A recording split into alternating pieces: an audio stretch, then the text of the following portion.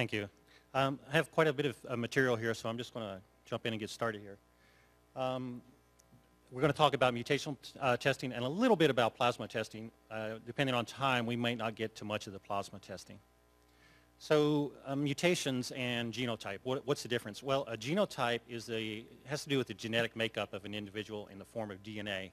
And typically when one refers to an individual's genotype, it's with regard to a particular gene of interest. In GIST, it's typically used to describe common mutations that occur in the KIT and the PDGR alpha genes. And it usually goes down to the particular exon, for instance, exon 11. So when you hear these two words, mutation testing and genotyping, we're really talking about the same thing.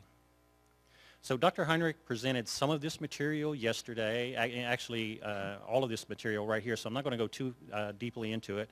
The two typical mutations that occur are in the KIT gene and the PDGR alpha gene, and this affects how people respond to different medications. The most common one is the exon 11 mutation, and then there's a spattering of different mutations that we're going to talk about just a little bit more in detail.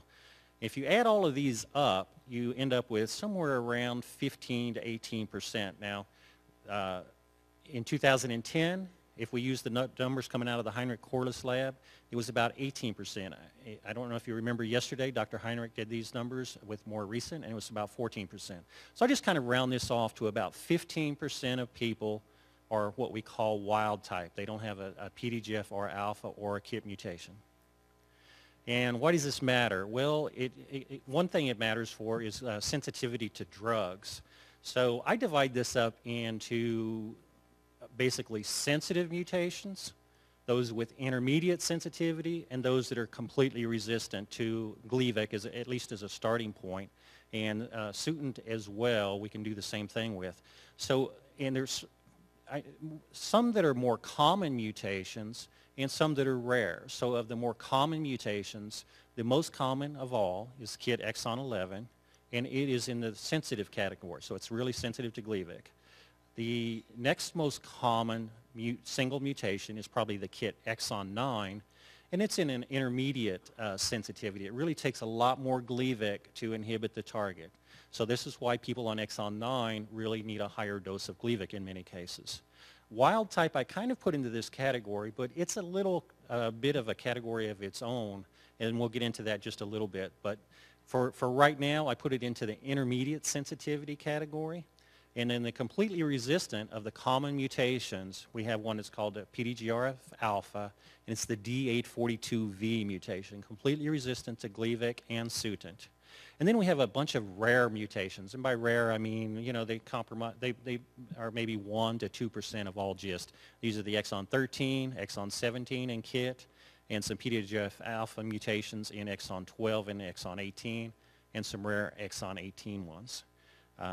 And this is one of the main reasons that we want to know different mutation types. And this is just a different chart that shows response by mutations with Gleevec and as Sutent as second line. And you can see, for instance, the exon 9 has an intermediate response to Gleevec given first line, but it really responds pretty well to Sutent given as second line. Exon 11, on the other hand, has a good response to Gleevec given first line, and a poor response to Sutent given second line, just because you tend to get a lot of secondary mutations and so forth, and different responses for the rest of these down through here. Particularly the D842V, again, is unresponsive to these drugs. So what are the current mutational testing recommendations, and where do we get these? One is the NCCN guidelines, and we'll talk about in a second. That's the U.S. Recommendations. The other one is ESMO guidelines, and these come from Europe. So this is the NCCN guidelines for soft tissue sarcoma, and this is the latest version of those guidelines, and the GIST guidelines are in there. So we have immunohistochemical staining for KIT and molecular genetic testing to identify mutations in the KIT or PDGFR alpha genes are useful in the diagnosis of GIST. Okay, so it's only talking about diagnosis here. And then it has mutational analysis may predict response to therapy with tyrosine kinase inhibitors.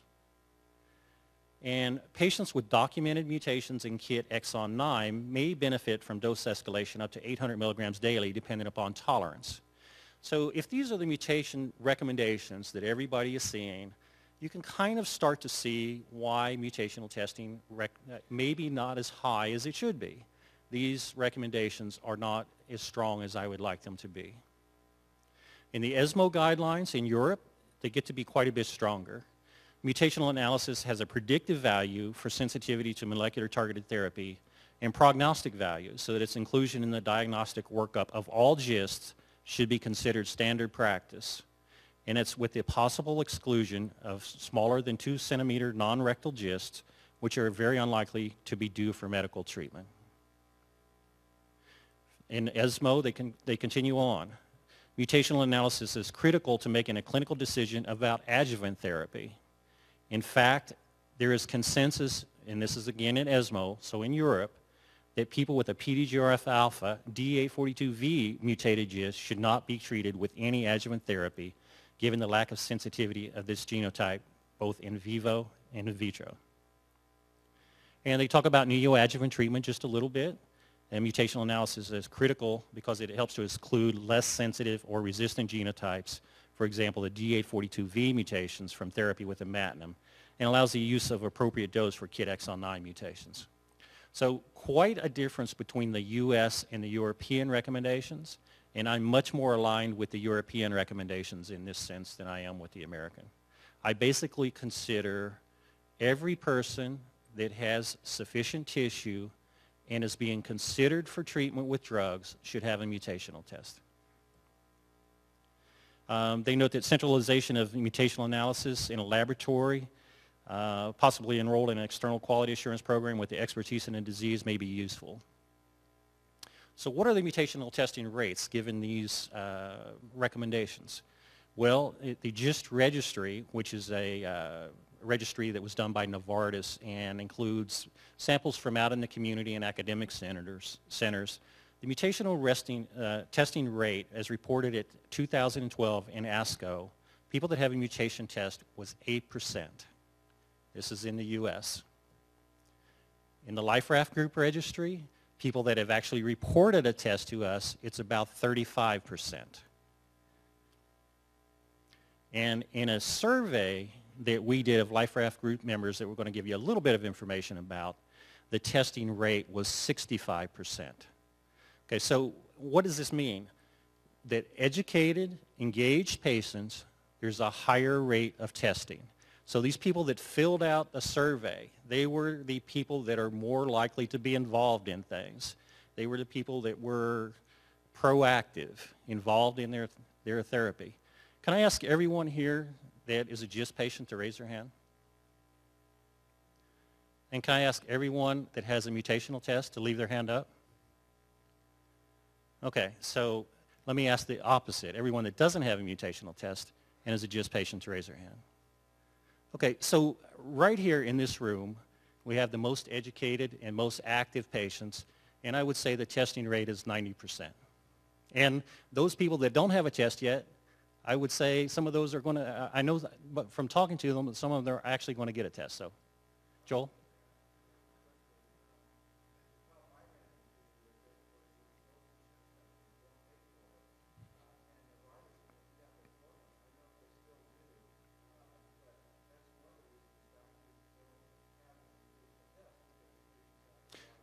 Yeah, we're actually going to get into some of the reasons from the survey that people don't have a test, so we'll talk about that. So,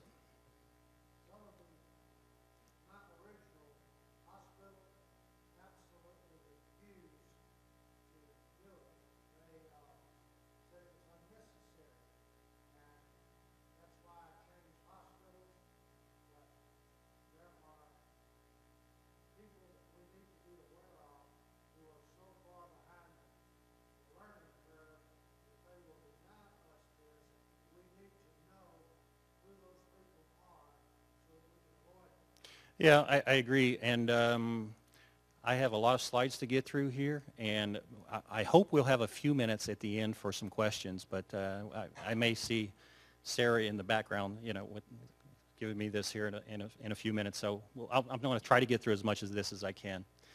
So why aren't mutational rates higher? Well, one thing is that the early trials focused on people with advanced disease. The adjuvant trials started much later.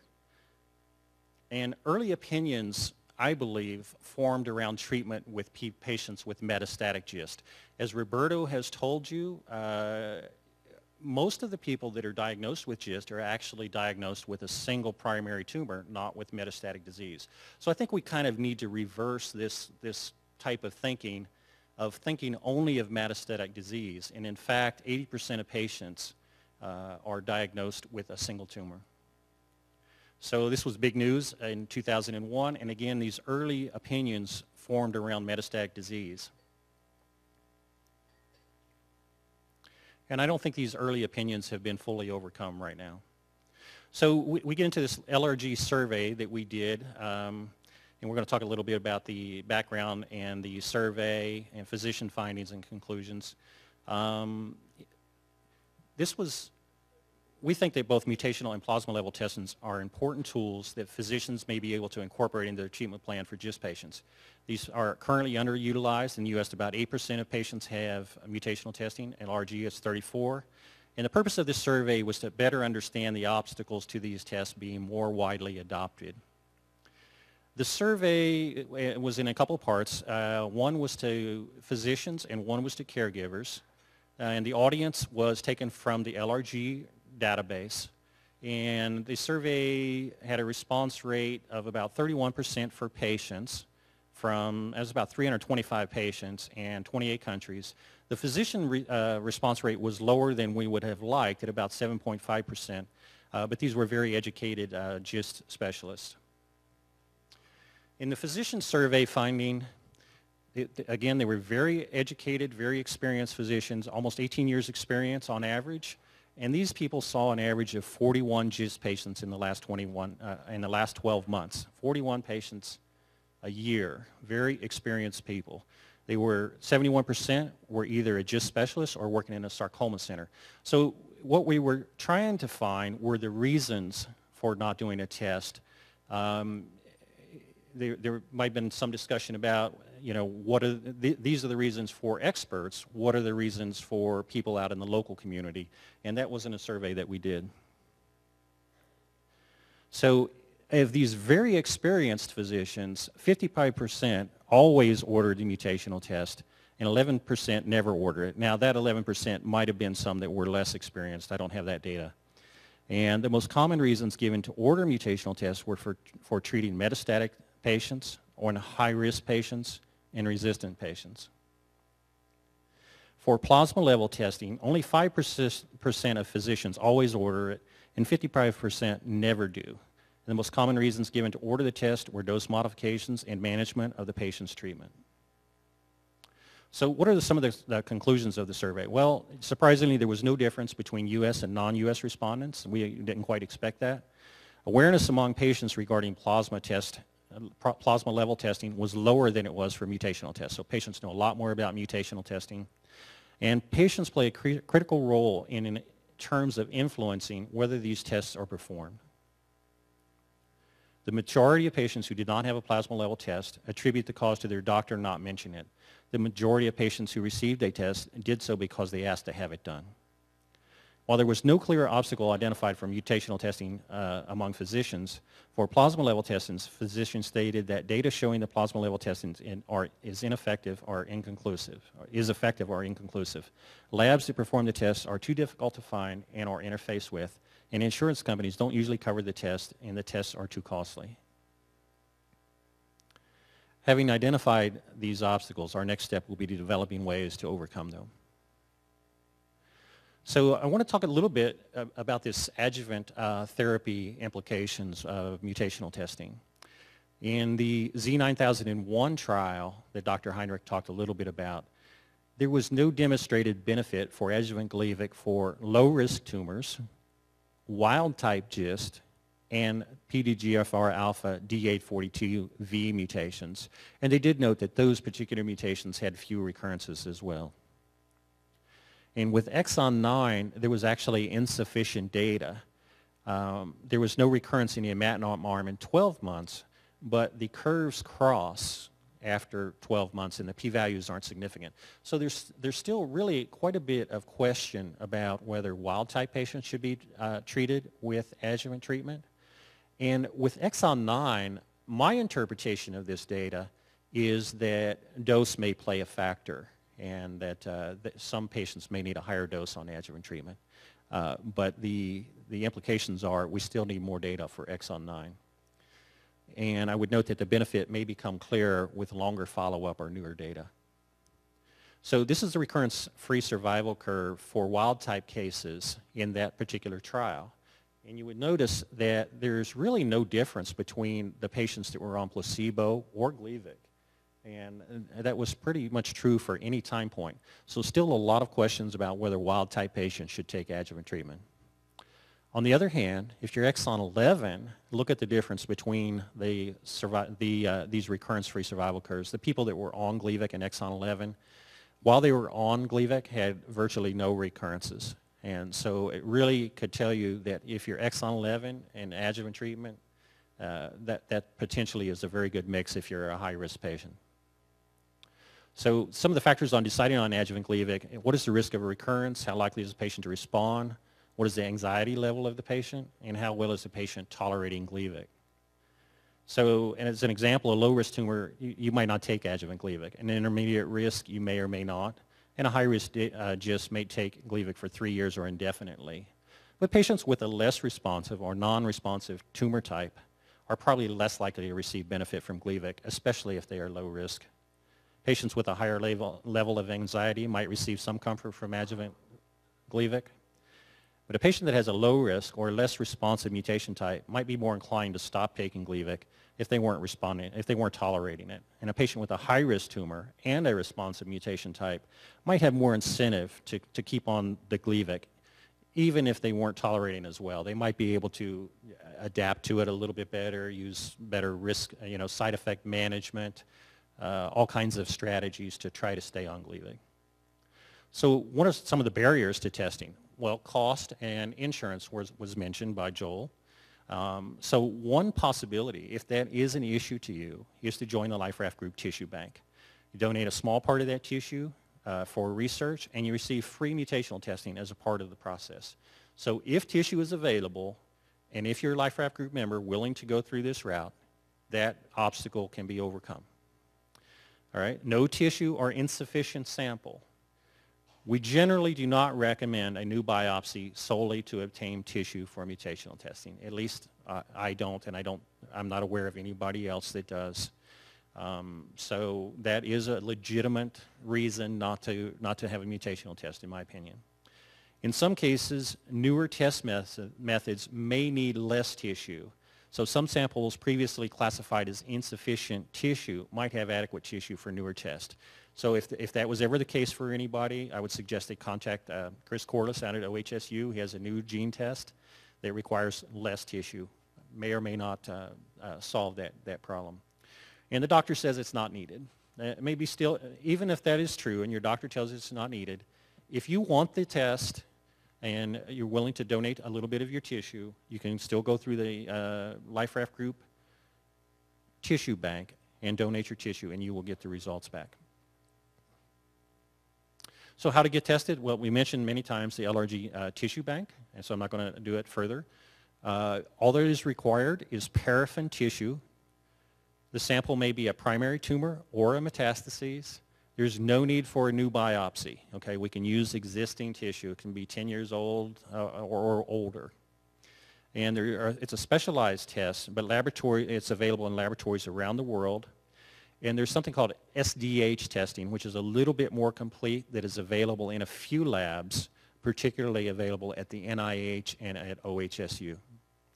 And this is the new 23 gene panel that is available out at OHSU. So in addition to testing just the KIT and PDGF alpha mutations, this new panel will test 23 genes, including all of the SDH genes that we haven't talked about a lot very much that is affected in wild-type GIST. So this test is commercially available right now for people that need this. And a lot of these genes that you see up here that you don't really recognize are being looked at the research team right now in Project D-Day. And we're finding that some of these genes have to do with progression. So there's going to be an attempt to look at whether or not we can use a test like this, for instance, to predict adjuvant treatment better, who really needs to be on adjuvant treatment. So a little bit about that 15% of all of these wild-type GIST patients.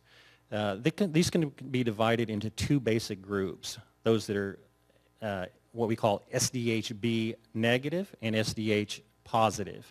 So the SDHB negative group, there's a protein called SDH that we'll get into in just a little bit, and these are basically the pediatric-like GIST patients. You've all probably heard of Carney's triad, and you may have heard of Carney's dyad and pediatric GIST.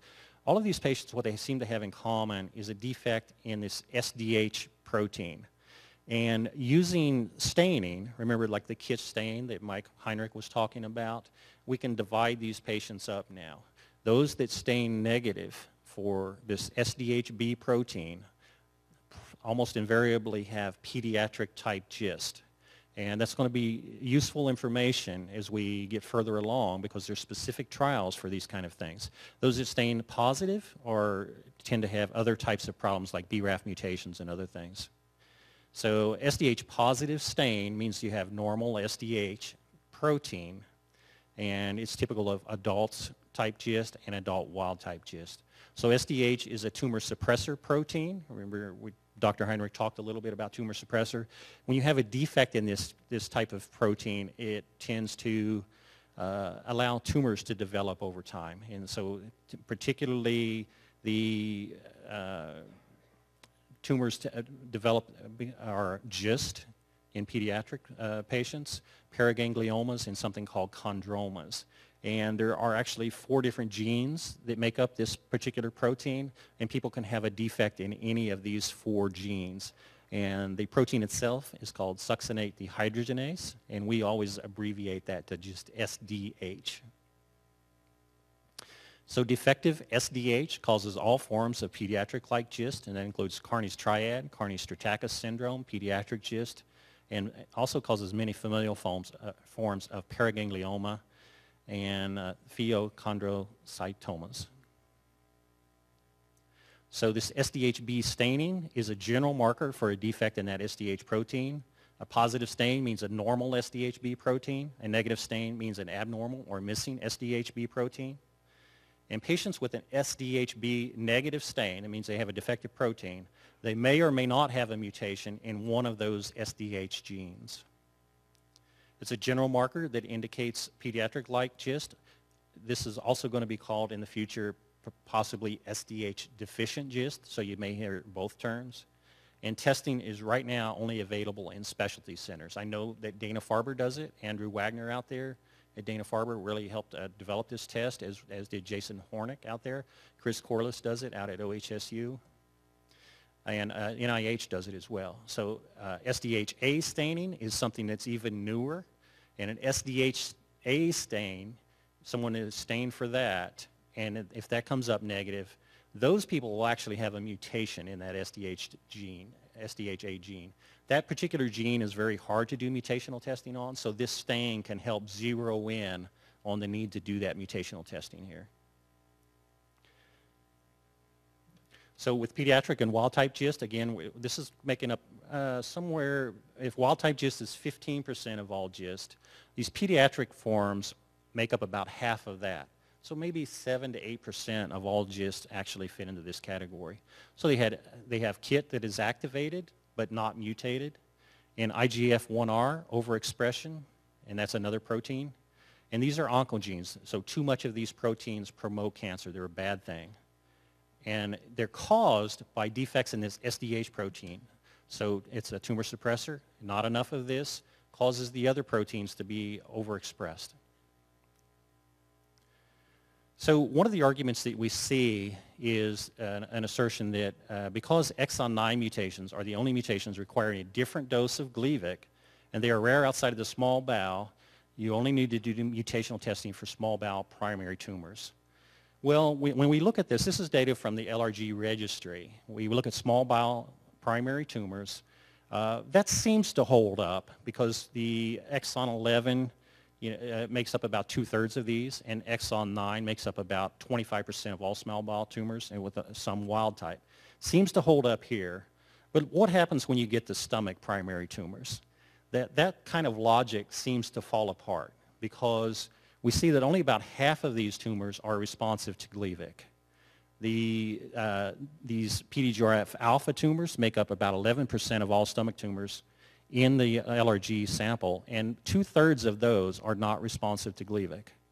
And 31% of our samples in the LRG registry are made up of wild type, and the benefit, particularly for adjuvant treatment for wild type, is questionable. So really, when you start looking at this, that logic, I don't think, really holds up anymore, particularly when you start talking about adjuvant treatment. These are Gleevec sensitive, Gleevec insensitive, and the wild type, maybe. All other locations, this is just a general kind of mutational breakdown of other locations. So most in other locations, primary tumor, 70% are KIT mutations, about 10% wild type, and then a whole bunch of other things there.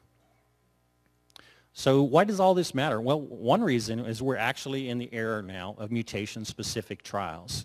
We have some people that, for instance, that have a DA42V mutation, does not respond to Gleevec, does not respond to Sutent. Maybe 5 to 6% of all GIST patients will have this.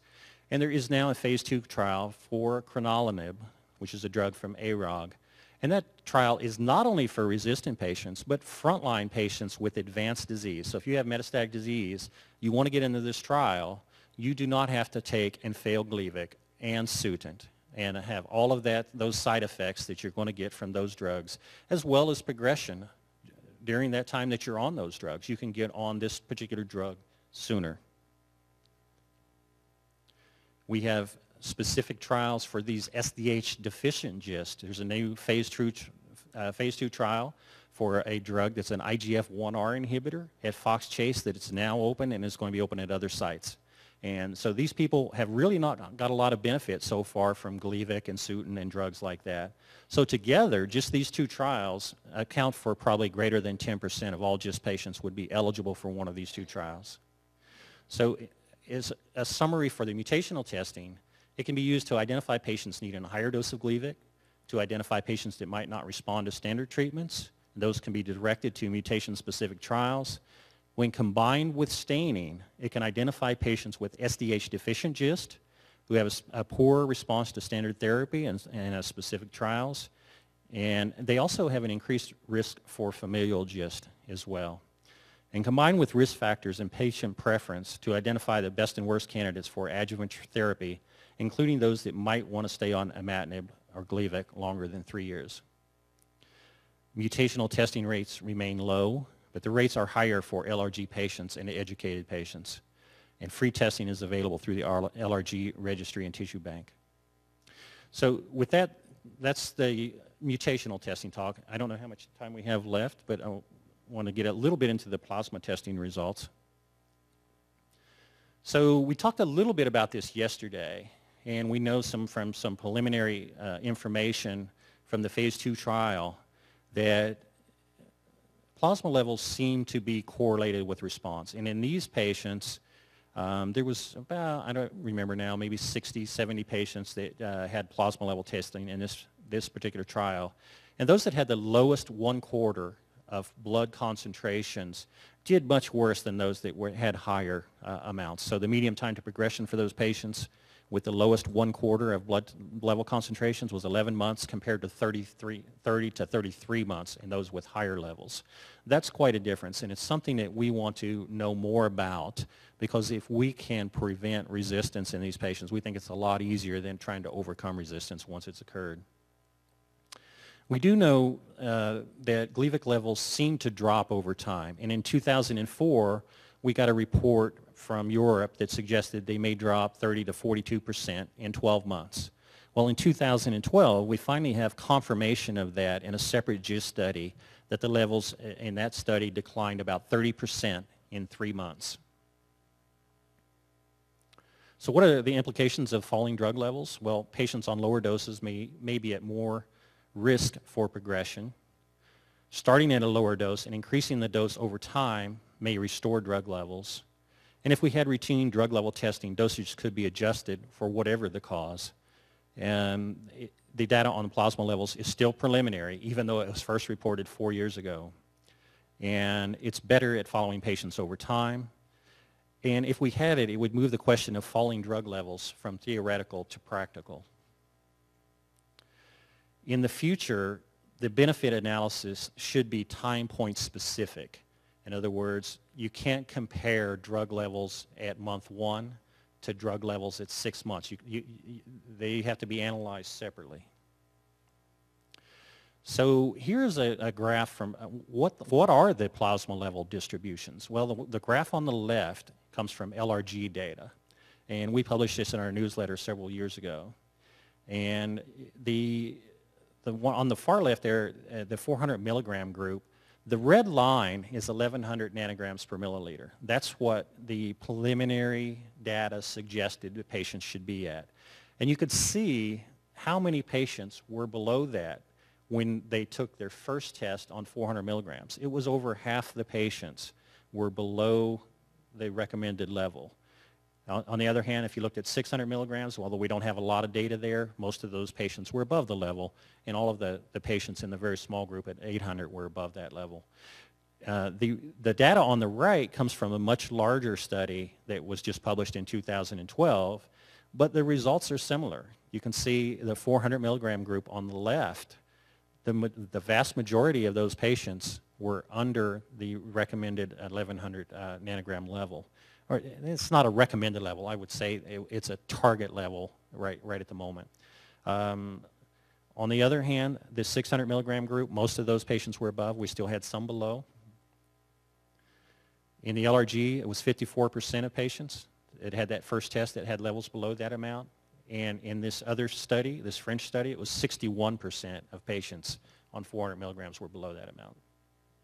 So there was a couple of possibilities. One is that the 1,100 nanogram per milliliter level is correct.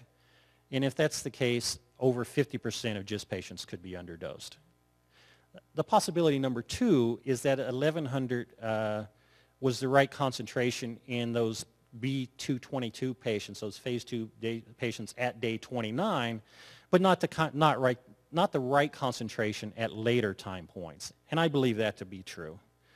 I would note that those patients were very advanced. They were highly compliant because this was the first trial of Gleevec. There was no other access to Gleevec. They had diaries. They had to keep those diaries and record in there whether or not they took their pills every day. So if there was ever any compliant patients out there, these were the compliant patients because they did not want to be kicked off this trial because they knew the drug was working. They had high tumor burdens. So they had certain things in their body were out of whack, including things like AGP levels, blood counts, and other things. And one possibility is that these factors normalize with treatment and they affect blood levels. And I believe that to be true, particularly AGP levels decline. And I don't have enough time to talk about what AGP is, but it affects these plasma levels. Also, I would note that half of these patients were on 600 milligrams. So those patients are going to be predicted to be above 1,100 more often.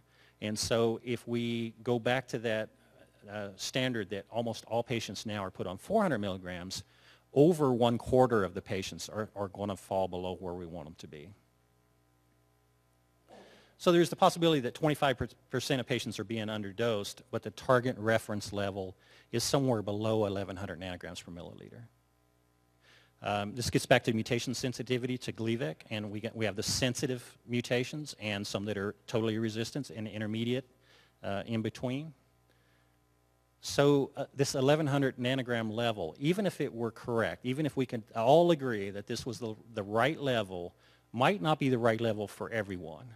And so we could divide this up into those that are very sensitive to Gleevec, and these include all of these sensitive mutations, exon 11, and most of the rare mutations. And those people would be the ones that this target level would apply to. So we could come up with this rule that this target level applies to Gleevec sensitive GIST. Those that it probably wouldn't apply to, those with exon 9 mutations. It's much less sensitive to Gleevec, probably not going to apply to those. Same with wild type, less sensitive, probably not going to apply.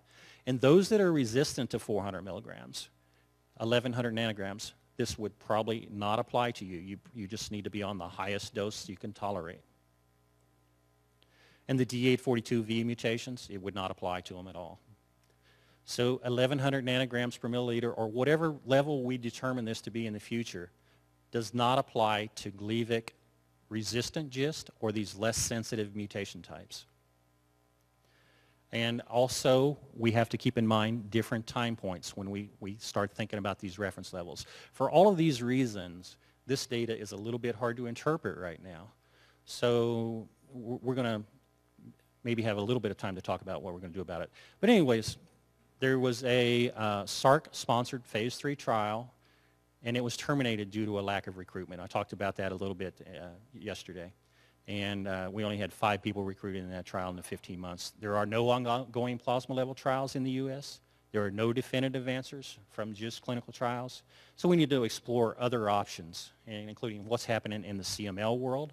They're a little bit further along than we are.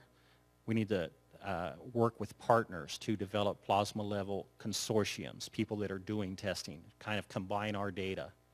And I would note that testing is still available for patients in some areas of the world.